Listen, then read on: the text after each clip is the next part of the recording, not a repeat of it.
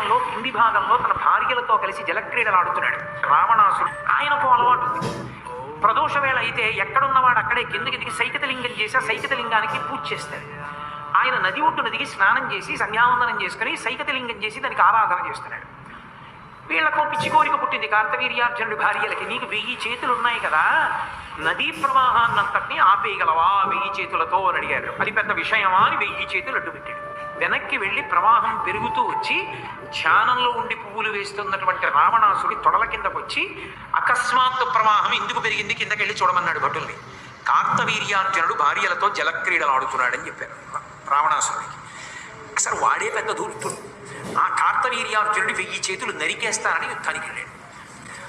అయితే ఆయన చూసి వీడెవడరా 10 తలల పురుగు యుద్ధానికి వచ్చింది, నా మీదకని యుద్ధం చేయలేదు, ఇలా పట్టుకున్నాడు. పట్టుకుని తీసుకుపోయి ఈ పురుగు నేను భార్యలతో జలక్రీడలు ఆడుతుంటే నా మీదకి వచ్చిందని కారాగారంలో వారేసి కలిపేసేయండి అన్నాడు. అంత శక్తివంతుడు కార్తవీర్యార్జునుడు 1000 చేతులతో ఉంటాడు. ఆ కార్తవీర్యార్జునుడు ఎందుకో అరణ్యానికి వచ్చాడు వేటాడటానికి. విధి అని ఒకటి ఉంటుంది కదా, అప్పుడే ఆయనకి ఆకలేసింది, దాహం వేసింది. ఇక్కడ ఎవరున్నారని వెతుక్కుంటూ వెళ్ళాడు. అరణ్యంలో జమదగ్ని మహర్షి ఆశ్రమం కనపడి వచ్చి మధ్యాహ్నం వేళ అయింది, నేను ప్రభువుని వేటకొచ్చాను, ఆకలిస్తోంది, ఆతిథ్యం ఇమ్మన్నాడు. కామధేనువుని పిలిచి పదార్థములను సృజించమన్నాడు. కార్తవీర్యార్జునుడి సైన్యానికి కార్తవీర్యార్జునుడికి